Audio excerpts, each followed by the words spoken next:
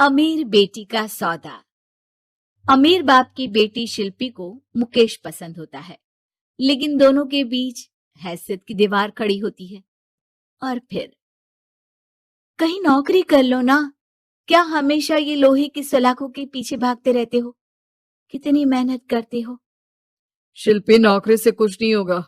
तुम लोगों की हैसियत तक पहुंचना है तो अपना ही बिजनेस करना पड़ेगा, वरना तुम्हारे पापा किसी और से तुम्हारी शादी करवा देंगे। अच्छा, ऐसे किससे करवा देंगे? मैं तो तुमसे ही शादी करूंगी। बोल दिया तो बोल दिया, बस। मुकेश उस बेचारी को समझाता भी तो क्या। दुनिया के रीति रिवाजों से काफी दूर थी शिल्पी। भले ही बड़े बाप की बेटी, लेकिन सादगी इतनी कि क्या कहना। बेटा शिल्पी, कल तुमको देखने लड़के वाले आने वाले हैं, तैयार रहना। मैंने तुम्हारी माँ को समझा दिया है। घर के सारे नौकर चाकर को वो समझा देगी कि स्वागत कैसे करना है। कैसी बात कर रहे हैं पापा? मैं तो मुकेश से प्यार करती हूँ, उसी से शादी करूंगी। मैंने आपको बताया था ना। मुकेश किसका बेटा है? वो स्टील किंग सिंघानिया का, या वो जो बड़े ज्वेलरी वाले हैं मेहता, उनका? नहीं नहीं पापा, वो अपना ही काम करता है, लेकिन एस्टेब्लिश नहीं है अभी। पापा, वो आपके पास तब आएगा जब कुछ बन जाएगा। आप प्लीज थोड़ा सा वक्त दे दीजिए। पिता को शिल्पी की बात पर गुस्सा आ जाता है।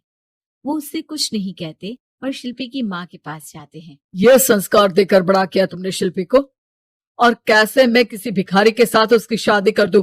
कौन है ये मुकेश? मैं जानती हूँ, बड़ा ही होनहार लड़का है। शिल्पी से बहुत प्यार करता है और शादी करना चाहता है। अरे ऐसे कैसे मैं किसी से भी अपनी बेटी की शादी कर दूं? कोई भी उठकर आए और कहे कि मैं शादी करना चाहता हूं तो मैं शादी कर दूं? कान खोल कर सुन लो, कल उसे अच्छे से तैयार कर देना, क्योंकि जो लड़का मैंने देखा है शिल्पी के लिए, वो करोड़पति घर का बेटा है, समझी? लाख मना करने पर भी शिल्पी को उस लड़के से मिलवाया जाता है जो उसके पिता ने उसके लिए देखा था। देखिए, मैं किसी और से प्यार करती हूँ और उसी से शादी करूंगी। ये तो बहुत अच्छी बात है कि तुम किसी और से प्यार करती हो, क्योंकि मैं भी किसी और से प्यार करता हूँ। लेकिन शादी तो हम दोनों को ही करनी होगी, जानती हो ना, ये बिजनेस और ये सारा कुछ। शिल्पी को समझ में नहीं आता कि वो क्या कह रहा है, लेकिन वो समझ जाती है कि वो लड़का भी किसी और से प्यार करता है। पिताजी, वो भी कह रहा था कि वो किसी और से प्यार करता है। हाँ तो करने दो ना, हमने तो नहीं रोका।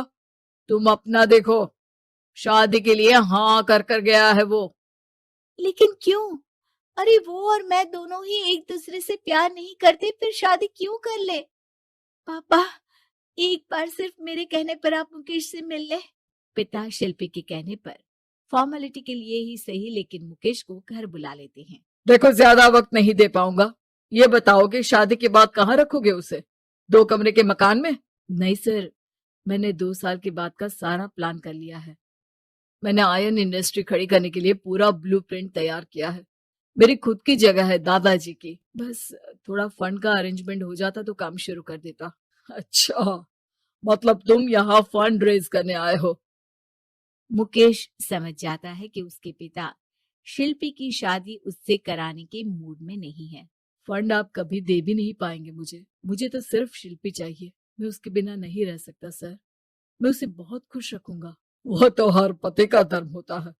वो तो मैं किसी से भी उसकी शादी करा दूं, वो उसे खुशी रखेगा।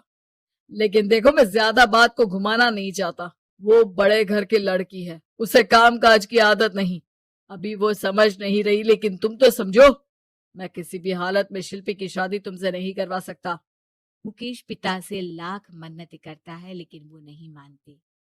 शिल्पी की शादी उस अमीर लड़के से हो जाती है। शादी के बाद क्या हम लोग मेरी माँ के घर चले? मुझे उन लोगों की बहुत याद आ रही है। हाँ हाँ, जाओ जाओ। वैसे भी आज मैं अपनी गर्लफ्रेंड के साथ मसूरी जा रहा हूँ, तुम जा सकती हो। कैसी बात कर रहे हैं? अब हम लोगों की शादी हो गई है, आप कैसे किसी और लड़की के साथ जा सकते हैं? अरे मैंने तो तुम्हें शादी के पहले ही बता दिया था कि मेरी कुछ गर्लफ्रेंड्स है। अब प्लीज ये टिपिकल बीवी वाला रोना धोना शुरू मत कर देना। शिल्पी पिता के घर जाती है और माता पिता को सारी बात बता देती है। इतना गंदा इंसान निकलेगा, मैंने तो सोचा ही नहीं था। अरे क्यों कराई मेरी फूल जैसी बेटी की शादी ऐसे घर में। और तो क्या हो गया, शुरू शुरू में हर घर में ऐसा होता है, धीरे धीरे ठीक हो जाएगा। और वैसे भी उन लोगों के साथ हम लोगों की एक बड़ी डील फाइनल हुई है, समझी। उन लोगों से रिश्ता बनाकर रखो, तभी पैसों की बारिश होगी। पापा, अब समझ में आया कि आपने मेरे साथ ऐसा क्यों किया। मुकेश आपके सामने गिड़गिड़ा कर गया कि वो मुझे बहुत खुश रखेगा, लेकिन आपने मेरी शादी एक ऐसे लड़के से करा दी जो किसी और लड़की से प्यार करता है और शादी सिर्फ समझौते के लिए कर रहा है। पापा, मैं जा रही हूँ, लेकिन इस घर में कभी पैर भी नहीं रखूंगी। आपने मुझे सामान की तरह इस्तेमाल किया। माँ शिल्पी को बहुत रोकती है, लेकिन वो एक नहीं सुनती। कुछ समय बाद, शिल्पी, मुझे नहीं लग रहा कि अब हम दोनों के बीच ये शादी और रह पाएगी। मैं किसी और से शादी करना चाहता हूँ। वैसे तुम परेशान मत हो ना, तुम्हारे पापा के साथ हम लोगों की डील जो चल रही है ना, वो नहीं रुकेगी, क्योंकि तुम बहुत अच्छी लड़की हो। ठीक है, मैं जा रही हूँ, तलाक के पेपर में साइन करके। लेकिन एक शर्त है, मैं कहाँ गई ये बात मेरे पिता तक नहीं पहुंचनी चाहिए। शिल्पी घर छोड़कर चली जाती है। वो एक नौकरी करती है और अपना जीवन खुद संभालती है। लेकिन एक दिन, शिल्पी जी, आपसे मालिक मिलना चाहते हैं। अब मुझसे क्यों? शिल्पी मालिक के कमरे में जाती है, जहां सामने मुकेश होता है। अरे आपको देखकर बहुत खुशी हुई, बहुत बड़े आदमी बन गए। थैंक्स, पर तुम्हें नौकरी करने की क्या जरूरत पड़ गई। मैंने तो सोचा भी नहीं था कि तुम मेरी शिल्पी होगी। तभी वहां शिल्पी के पिता आ जाते हैं। शिल्पी, तुम्हारे बारे में माँ से पता चला। घर चलो बेटा, मुझे माफ कर दो। मुकेश, मैं यहाँ अपनी कंपनी के काम के लिए आया हूँ। तुम्हारी कंपनी की डील अगर हमें नहीं मिली तो हम बर्बाद हो जाएंगे। वैसे अब तुम चाहो तो शिल्पी की शादी मैं तुमसे कराने को तैयार हूँ। बस करिए पापा, ये क्या सौदा लगा रखा है आपने। जिस कंपनी से आपकी डील हो, अपनी बेटी की शादी उसी के घर करा देते हैं।